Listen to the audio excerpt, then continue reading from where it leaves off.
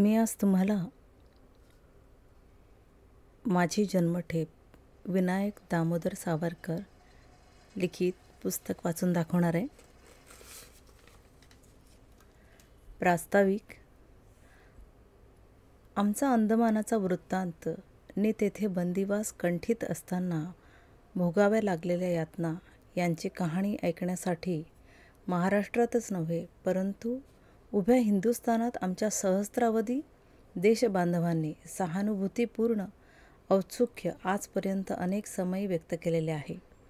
त्यातही सुहृदयास आपण भोगलेली उत्कट सुखदुःखे सांगताना समवेदनांच्या अश्रूंनी स्निग्ध होणारा तो मधुर आनंद उपभोगण्यासही आमचे हृदय आमच्या सुटकेपासून साहजिकताच कासावीस होत आले आहे. परंतु तरीही आजपर्यंत काही केल्या अंदमानाची कथा ओठावर येत असतानाही ओठाबाहेर येईना. अंधकारात वाढणाऱ्या कोण्या काटेरी फुलवेलीप्रमाणे त्या अंधेऱ्या दिवसांची स्मृती उजेड दिसताच सुकून जाऊन दिपून जाई. कधी वाटी सांगण्यासाठी काय हे सगळे भोगले तर मग तो सगळा अभिनयच म्हणायचा.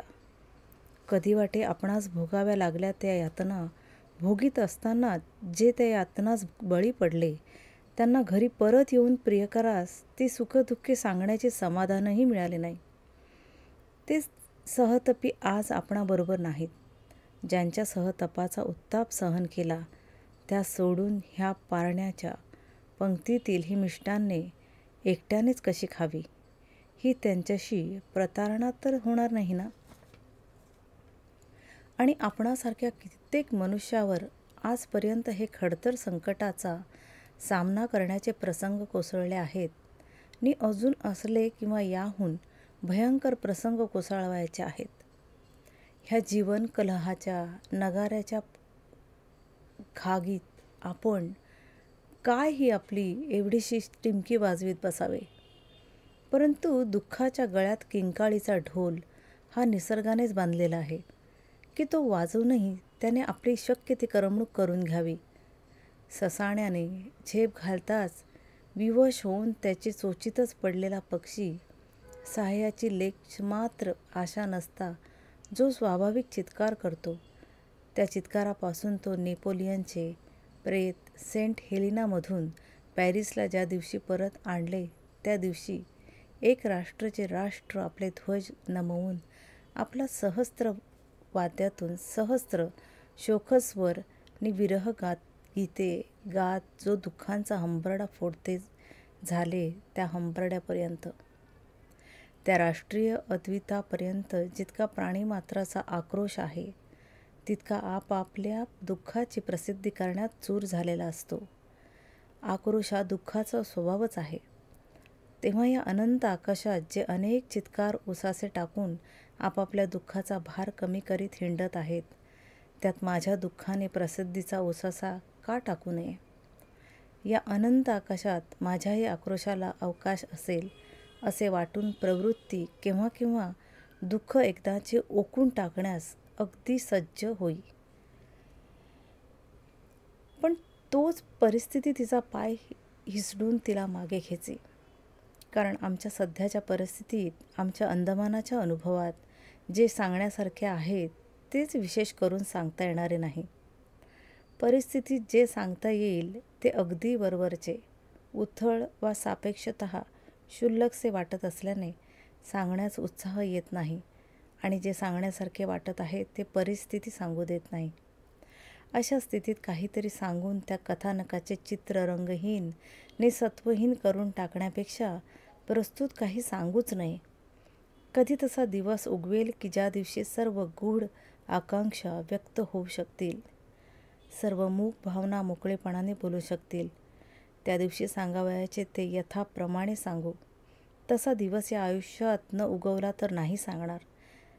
ते वृत्त जगाने ऐकले नाही म्हणून काही त्याचे महत्त्व उणावत नाही व त्याची तीव्रता बोथट होत नाही किंवा ह्या जगताच्या प्रचंड रहाटीत ते सर्व अश्रूत राहिले म्हणून काही मोठा खंड पडणार आहे असेही नाही असे वाटे. मनाच्या अशा शोकायमान स्थितीत आजपर्यंत अंदमानाच्या आमच्या आठवणी आमच्या प्रिय बांधवास सांगण्याचे काम तसेच राहून गेले. आमच्या मागून अंदमानास आलेल्या आमच्या पूर्वी सुटलेल्या कित्येक राजकीय बंधींनी आपापले अनुभव प्रसिद्ध केलेले आम्ही पाहिले. इतरत्रही वर्ष 6 महिन्यासाठी जे कारागृहात पडले त्यांनीही पण त्याचे अनुभव नी त्यांच्या यातनाही ची कहाणीही वेळोवेळी प्रसिद्ध केलेली आमच्या वाचनात येतच गेली. परंतु अशा आत्मसमृद्धी कथनास आत्मश्लाघेचा अनिवार्यपणे लागणारा जो गंध तो आमच्या मनास पुन्हा पुन्हा संकुचित करी आणि प्रियजनांपाशी आपले सुखदुःखे मन मोकळे करून सांगण्याची स्वाभाविक प्रवृत्ती गतनिजीत संकटाच्या पराभवाची कथा सांगण्याचा आनंद उपभोगण्यासाठी उत्सुक झालेली असतानाही परिस्थिती वाटेत पुन्हा पुन्हा आडवी येई. तथापि जे काय अधेमुधे वा स्वल्प सध्याच्या परिस्थितीत सांगता येण्यासारखे आहे ते तरी आपण सांगितलेच पाहिजे. तेही आम्हास अत्यंत श्रवणीय वाटणारे आहे असा अगदी उत्सुक, निष्कपट नि प्रेमळ आग्रह प्रसिद्ध प्रकाशन मंडळांपासून तो शाळेतील मुलांपर्यंत आम्हास अजूनही एकसारखा होत असल्याने त्या आग्रहास आता मान न देणे म्हणजे विनयाचा अतिरेक करून एक प्रकारचा सार्वजनिक मनोभंग केल्यासारखे होईल असे आम्हास वाटू लागले आहे. एतदर्थ परिस्थितीत जो काय सांगता येईल तो आमचा अंदमानामधील वृत्तांत सांगून टाकण्याचा आम्ही निश्चय केला आहे.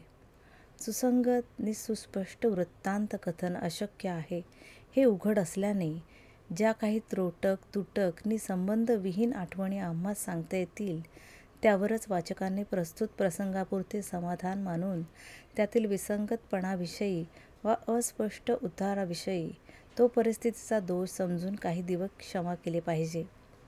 अशा वृत्तांताचा सार्वजनिक उपयोग फार मोठा आहे हे आम्ही जाणून आहो. परंतु केवळ वृत्तांतापेक्षाही अशा दुर्घड परिस्थितीतील विचारांचा, विकारांचा नि भावनांचा इतिहास हा अधिक मनोरंजकच नव्हे तर बोधप्रदही होणार असल्याने आम्ही ह्या आठवणीत त्यास अधिक महत्त्व देणार आहोत. परंतु ह्या आठवणी तुटक असल्याने नि भावनांचा जो इतिहास पुसट, सूचक नि अस्पष्ट असाच सांगणे अपरिहार्य झाल्याने संपूर्ण नि सुसंगत कथन प्रसिद्ध होईतो आमच्या अंदमानामधील जीवनाविषयी वाचकांनी कोणताही सामान्य सिद्धांत असा करूच बसू नये. ह्या आठवणीत सर्व वृत्त जरी सांगता आले नाही तरी जे सांगितले जाईल ते अक्षरशः नि भावार्थशही तथा यथातथ्य सांगितले जावे ह्याविषयी शक्यतो दक्षता राखण्याचा यत्न केला जाईलच. या ग्रंथात जे विचार, भावना आणि घटना यांचे वर्णन येईल ते त्या त्या प्रसंगी उद्भवलेल्या विचार भावनादिकांचे निदर्शक असून आज ते केवळ ऐतिहासिक दृष्टीनेच वाचले जावे अशी लेखकाची अपेक्षा आहे. वि. दा. सावरकर.